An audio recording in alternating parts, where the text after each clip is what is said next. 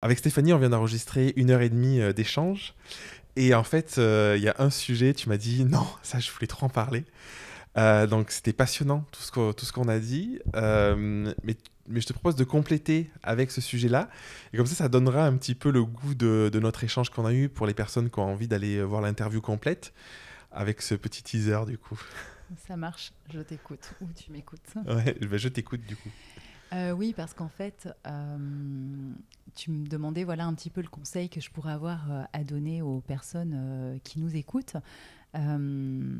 Et c'est à la fois d'écouter, bien sûr, ce que votre entourage va dire de vos choix et de ne pas les écouter. Euh, alors, c'est vrai que moi, j'ai peut-être choisi des secteurs professionnels qui sont vraiment pas du tout Oui, parce que pour conventionnels. ceux qui arrivent là, qui te connaissent pas, tu es dans le secteur du shibari, du coup, et de la thérapie, avec plutôt thérapie sur le côté sexualité, le côté intime. Donc, c'est quand même des sujets qui sont peut-être moins communs, qui sont un peu tabous dans le cadre familial, dans l'entourage de manière générale, quoi. Oui, et puis avant ça, du coup, il y a la partie où j'ai travaillé Ouais. en milieu carcéral, la partie où j'ai travaillé dans un salon de tatouage et la partie où j'ai organisé des événements BDSM et où j'étais dominatrice professionnelle. Oui, voilà, oui. Donc, autant dire que limite thérapeute, Oui, c'est léger. Ouais.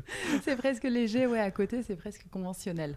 Euh, Donc, du coup, voilà, ce que je voulais dire, c'est que souvent, votre entourage, remerciez-le, il s'intéresse à vous, à votre bien-être, mais souvent, il a peur, il a son propre prisme, il a ses propres expériences, ses propres croyances. Donc, entendez-le, mais encore une fois, il n'y a que vous qui pouvez savoir, en fait, ce qui est bon pour vous. En tout cas, voilà, moi, c'est ce qui m'a valu. Mais c'est vrai que, voilà, je me rends compte que mes choix n'ont pas toujours été bien accueillis quand ils n'ont pas été franchement critiqués. Ça aide pas non plus de prendre voilà, confiance en soi, même sur des choix assez simples, hein. Je t'avais dit, j'ai commencé par les thérapies brèves et l'hypnose. Mon père m'a dit, pourquoi est-ce que les gens viendraient te voir toi plutôt que quelqu'un d'autre? Ah oui, c'est violent. Un Ouais, peu quand même. ouais. Ben, Pour la confiance en soi et je la sais pas du légitimité. coup. Mais tu l'as quand Euh, même fait. mais je l'ai quand même fait. Plus jeune, à un moment, j'avais voulu être hôtesse de l'air et ma mère m'a dit que je serais jamais assez belle pour faire ça. Et en fait, voilà, votre entourage va toujours vous dire des trucs sordides et faut pas, voilà, et qui vont probablement vous fracasser. Prenez-le, entendez-le et oubliez-le surtout. Et comment, du coup, bon après, les gens pourront aller voir l'interview complète pour avoir tout le parcours, toute l'histoire, mais juste sur cette question-là, comment tu as réussi à dépasser ça et à y aller? Parce que là, depuis 1 heure et demie, tu m'as retracé un peu tout ton parcours, tout ce que tu fais, qui est très riche, et il y a cette force d'être allé dans ces domaines-là. Comment tu passes de t'es pas assez belle pour être hôtesse de l'air, les gens ils vont pas venir te voir parce que qu'est-ce que tu as apporté, et probablement plein d'autres choses de plein d'autres personnes, à ben, j'y vais quand même, je m'écoute, et puis j'ai envie d'aller dans cette direction, quoi.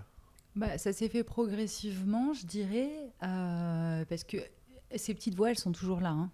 Hmm. J'ai toujours au fond de moi une petite voix qui me demande si je suis sûre d'être assez intelligente ou est-ce que je vais plaire. Ouais, Donc voilà, par contre, j'ai réussi à mettre une couche de plus en plus épaisse, de consistante, d'expérience, voilà, qui me font dire que, bah, en fait, oui, je suis à ma place, je suis légitime, que personne ne me demande de réinventer l'eau chaude, que ce que j'ai à dire, en fait, bah, ça va intéresser certaines personnes et ça ne va pas en intéresser d'autres et c'est OK. Et puis, ça a été aussi, je te parlais tout à l'heure de la dimension du plaisir. À un moment, je me suis rendu compte que je fonctionnais beaucoup par la peur. hmm. Et donc, un organisateur d'événements Shibari en Russie me propose de venir faire une performance. J'en ai jamais fait, j'ai peur.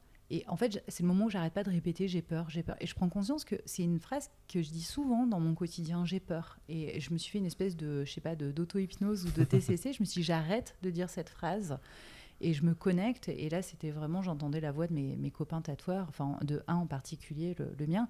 Cette dimension du plaisir, en fait. On Hmm. n'en a qu'une vie.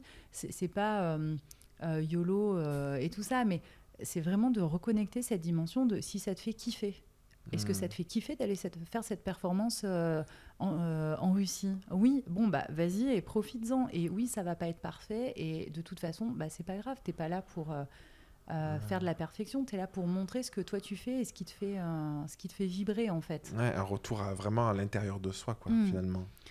Et ça, c'est vraiment le message aussi que je peux délivrer, tu vois, à mes élèves.